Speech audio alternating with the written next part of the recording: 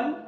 My name is Olamide Waltong, and I am your host for tonight. We'll be talking about a very important topic in relationship, and it is red flags. A lot of times, we excuse red flags, we ignore red flags, and I have a guest in the house, and this guest is my dearly beloved, is it beloved husband, and I'll allow him to introduce himself. Okay, thank you.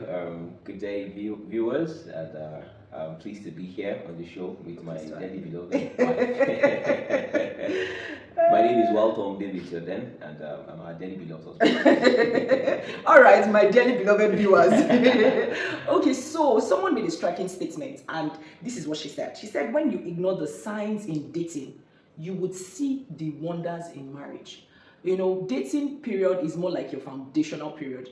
There are certain things that show in dating. While you are dating your spouse, it could be your babe, it could be your guy, and a lot of times we ignore them, we excuse them, and we say things like, okay, when we get into the marriage, he will change, she will change, and a lot of times they do not change. When you get into marriage, you will see those things again, and you will remember that, I saw this thing then and I ignored it. So we are going to be talking about red flags. We're going to be talking about, how far we can go, how much excuse we can make. Do they turn to green flags? So let me not let the cat out of the bag. So I'd like to ask you, sir, what is red flag?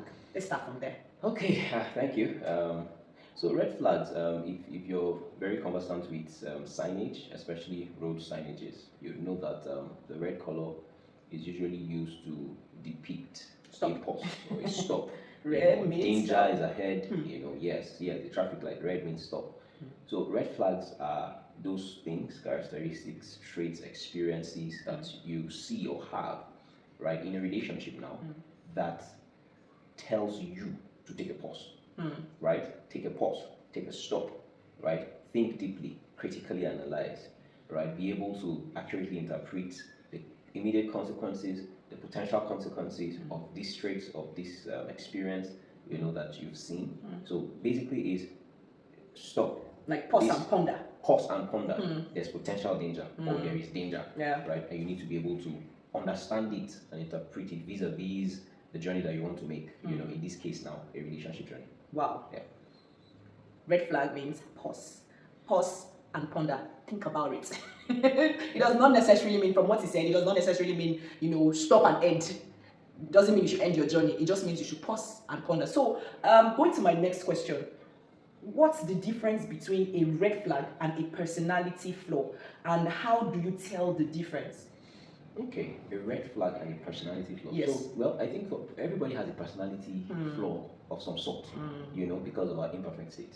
So we exhibit flaws at several levels, and in several aspects of our lives, in varying degrees. Some might be minimal, some might be, So the difference is for red flags are always connected to the core, to values. When something begins to touch on value system, then you need to pay very serious attention to it.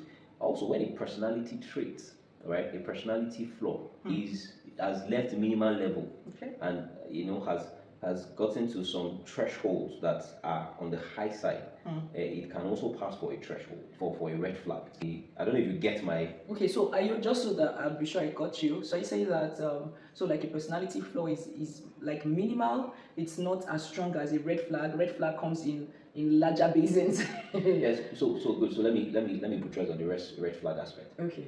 Anything that touches on values, Okay. value systems, right? On the issues of faith, for instance, right? Those are core things to you as a person, right? Yes, especially values. I think I would sum everything up to the matter of value system. Everything that touches on values, and there's a disparity, that's an automatic red flag. You understand? But a personality flaw can be that this person doesn't call always. Okay. Well, it can also increase into a red flag. Yeah, so I'm sure. Let's take it gradually now. Okay. Yes, this person doesn't always call. Okay. You understand? It takes time to call, or she takes time to call, and all of that. That's a flaw. You understand? But it might not necessarily be a red flag at the instance. If and only if it is not at critical levels. So maybe when we progress in the conversation, I'll be able to help us understand the levels, the lenses from which you'll be able to interpret. Yes, okay, at what level is this thing? No. Yes, because in marriage, we are always. You're not dealing with perfect. You're not exactly. You are not. Are you perfect? God, I beg. Neither am I perfect. Yeah. You get what I'm trying to say? But is it because of our imperfections? If we were to look at our imperfections, we would have been married. Nobody will be married to another person. But I'm sure you gauge to me and say, okay, I can manage I know. Yes, I can handle this. I can handle it. I can help it. I can the work same with thing. it. God can help. God can help. But there's a case where God There's a case that let's not subject this one to any level of help. Just run away. Even God is not on this matter. That's what I'm trying to say. That's the okay. That's the yes. Okay. I get you. I got you. All right. So I think you touched on this when you were talking. And let me just mention it. You answered it actually. You said my third question is actually, do values mismatch count as red flags? Secondly, how early should red flags be addressed in a relationship? Red flags. So from a description of what red flags are. Yes, sir. The moment you see it, just stop first. You can't Don't postpone it. Don't postpone it. Just take a stop. Okay. Pause. Think deeply. Seek counsel. I think I think we had a red flag at some point in our relationship. No, but like it was a deal breaker then. Now there was a deal breaker experience we had. Yes. That could have really. Yes, I know. And we took a stop. We took a stop. We took a stop. We sought counsel. We prayed about it. Yes. We wanted to be sure that we talked about it. Yes. Okay. Yes. So sorry for continuing. First things first is you pause. You pause, and that pausing is an active word in this sense. Like you mentioned, in our case, it has to be prayer, there has to be consultations, there has to be studying, right? Yes, there has to be counseling. Those are important things. Yeah, because what those will help you do is to see the bigger picture. So wait, sorry, sir. Yes. Can you explain what values are? It's okay. So values are like the map, right? If you're traveling, okay. In the olden times, you're traveling by sea. You need your map, you need your compass. Yeah. Right? Yes. Even if you're traveling by air, you need your map. Values are like that map. Okay. Okay. So if the map is wrong, you can't arrive at the wrong destination. You can't arrive at the destination. So values to a person are like the map. The cardinal points, everything is crafted into that map. They are the guiding lights. Okay. Yes, that enables us as we journey to our destination. Okay. So how early should such mismatch be addressed? Should you give it time? Should it be immediate? In fact, before you choose someone to start a relationship with, some of the first things you check is our values. What are our value system? What's this person's value? You must do your background checks. Everybody, before you said yes to me, you did your checks. Yes, I did. Yes, and those were some of the things that you were checking. Yeah. What are his values? What's his outlook to life? Right? What are her outlook to life? What the paradigm that frames her decisions, the ideologies that help her to craft her conclusions, and her definitions are very, very, very, very important. Can you add more questions to this? So if you want to, check. Sorry, I'm bringing in, but really, what you're saying is actually bringing in more insight, and I'm sure there will be someone that is learning from this. Can you add what are the necessary questions to ask before you say yes? Before you say yes, it's important to understand where this person is coming from, right? If you go to the hospital and diagnosis is being carried out, there's something that is called patient history. Yes, the doctor wants to know where you are coming from because it aids in the diagnostic check, right? You want to, does this exist in your family? What are your habits? What's your lifestyle? And all of that. So it helps them to make accurate diagnosis of what could be wrong with you, the predisposing factors, the causative factors, and all of that. Okay. Very, very important. So if you're going into a relationship, patient history. Sorry, not patient history. You should not say. Okay. Prospect history. Okay. It's very, very important. So love at first sight chemistry would work, will attract you to the person, but then you want to go serious, you need to start to study the person's history. So that's important. Now, when you're studying history, you will find a lot of things. Wow. You will find the ideologies, the culture, right? You will find direction, this person's direction, is there any vision? What are the potentials? You understand what I'm trying to say? Yeah. Yes. Commitment level to vision to life, right? Has culture, negative or positive, had a very strong influence on what this person is going to bring into a home. You know, Yeah. should you start a home with that person, right? So those are the things.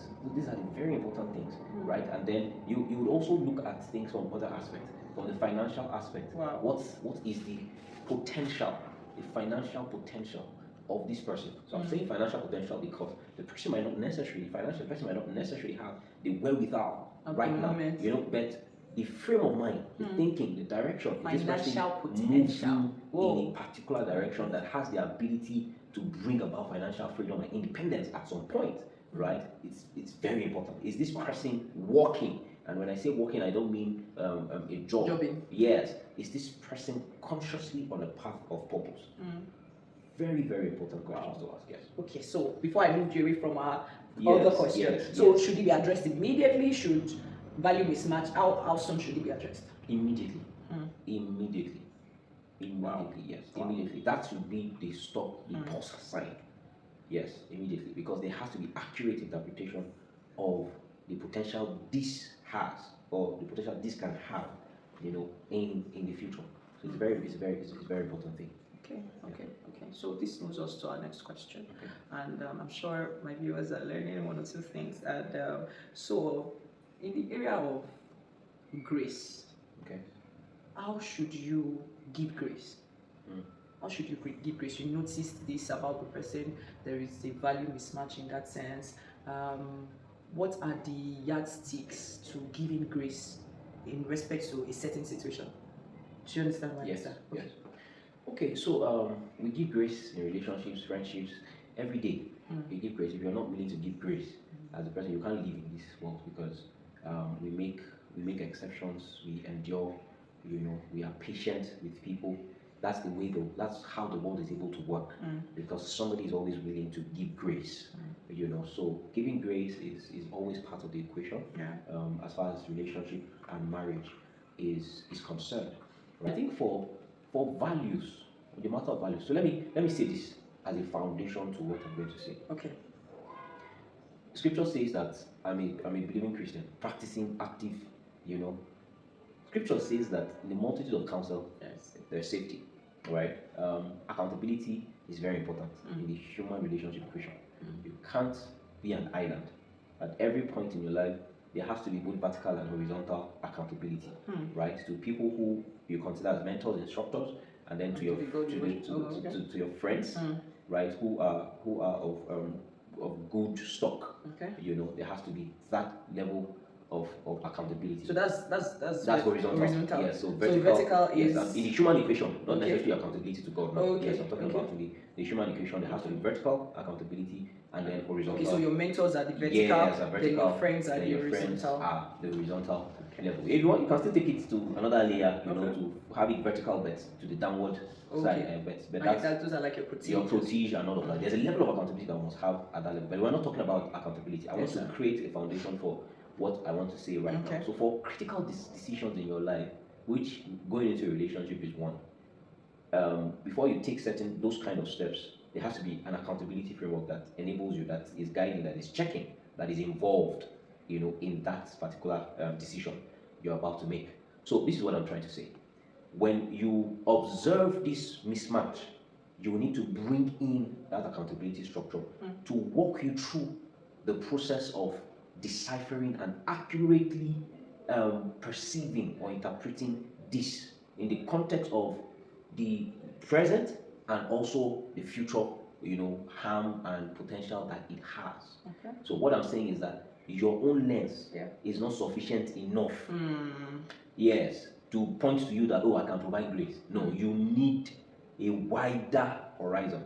You need a broader perspective, a deeper, a richer perspective to enable you know that this one, okay, is just, it's workable. The process of working it can be started before you get to marriage.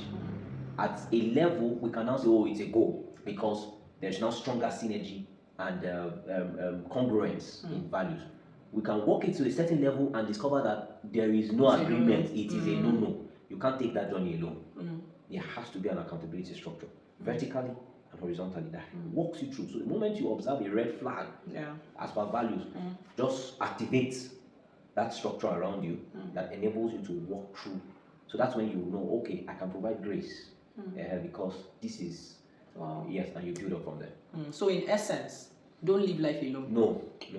Have valuable company. That's right. Because if you don't have people you can talk to, if you don't have that accountability structure yes, that you can speak to, you would enter into the wrong relationship and you make marriage decisions that would not last. That's right. You know, so because it's these red flags that causes all this. You hear married, someone gets married today, he or she is divorcing in the next 2 weeks. Someone gets, like, didn't you see it before you said yes? So don't live life alone. Have that structure. Thank you so much. I'm sorry, just to add, you notice I didn't talk about the quality of the accountability structure, because the quality, you can have accountability structure that is in the total wrong. The quality is will lead you. So the quality is very critical. Yes, and his values, track record, right, results that will enable you to curate that around you is very important. These are people that must be on the right track. You understand what I'm saying? In terms of their faith, their values, character, you know, work ethics, and all of that. Yes. So the quality of it's very important. It's very key. Yeah. Sorry, please. Yes. Thank you so much. It was really enlightening. Thank you very much. So I'd like to ask, right? What are these? Can you state a few, no characters, no red flags, like visible to the blind, audible to the deaf, that you should not even play with? Okay, so you're going into a relationship and maybe you're a lady and this guy is a womanizer. You know it. You have heard testimonies from different places that no, he does this, he does that, and see, that's, to me, it's a no go. It's a red. You know, because except you will change when you marry. Except both of you are birds of the same feather, and you have decided that you will build your home on that kind of foundation, which is a very terrible thing to say. You know, but if you want to establish your home on the right foundation, then that is already it's a red flag, right? That's one. Two, company.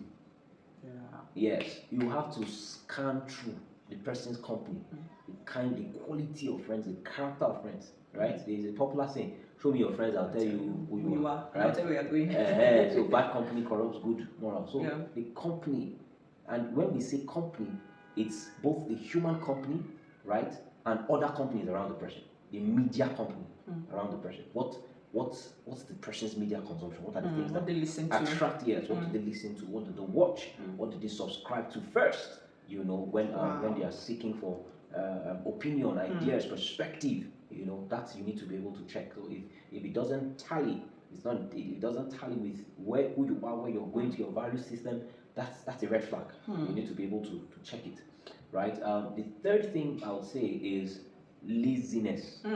My God. Yes, laziness. Laziness is a, I don't even know what to say. Whoa. This person is not interested in life. You know, he's not actively doing anything. So laziness is not just you don't want to sweep, you don't want to wash. No. Those are the basic forms of laziness. So there's like primary, secondary. Yes. Those are primarily those ones can be worked on at certain levels. But when it comes to spiritual and mental laziness, there's no active journey towards sustaining a relationship with divinity, right? There's no interest, no is there commitment to it. There is no interest in growth, expanding the capacity of the soul, right, to receive information and accurately process it, so that there's desired outcome at the end of the day. There is no commitment to fulfilling or discovering and fulfilling one's divine assignment. That's a dangerous place, you know. So to me, that's a red flag. That's a red flag. Then the fourth one, the fourth one I would say is you have to also look at the way the person treats people. Yes. The way the person treats people.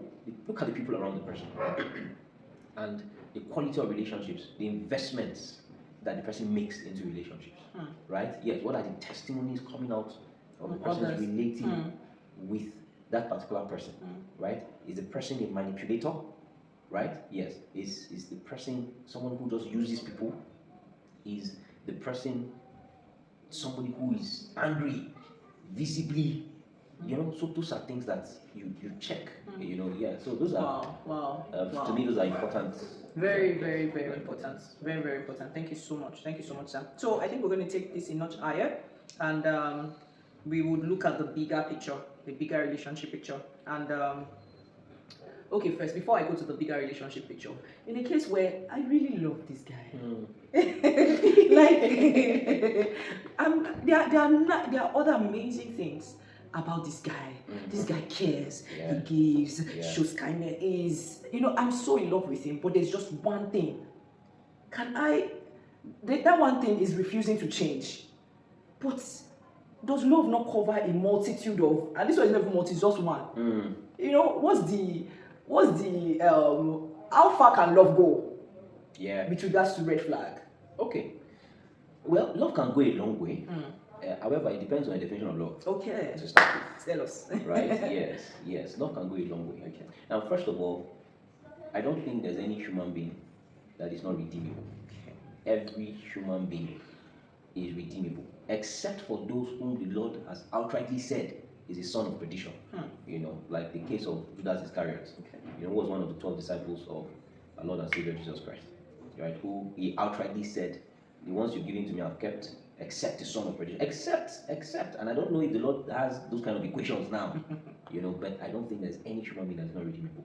There is no extent, you know, of flaws and all of that cannot be reversed. Okay. Yes, the technology for that, of course, is vast, you know, and is deeply rooted in the person of Jesus Christ. Okay. The transformation power that can come through Jesus, and the renewal process of the mind, you know, that happens by words, right? Yes, by words. So, for instance, somebody can be neck deep addicted, you know, but through therapy, sustained therapy and counseling, the person can walk himself back, you know. Yes, it can be a reversal of addiction, and the person is given an opportunity for a new life. So that's just to say that there's no degree of flaw in a person, right, or value derangement that cannot be retraced. Okay. And that's where love comes in. So now, love in this sense, the love that can help in this sense, is the love that is patient, right? To take, it's not that the person is taking the person, the love that's taking that person through, right? So follow me carefully now. Okay. The love is patient to wait for that transformation process to occur. Wow. It's not that you are patient in suffering after you get married to the it's person. not. That's not the case. You are patient that the transformation can occur. Pre or post?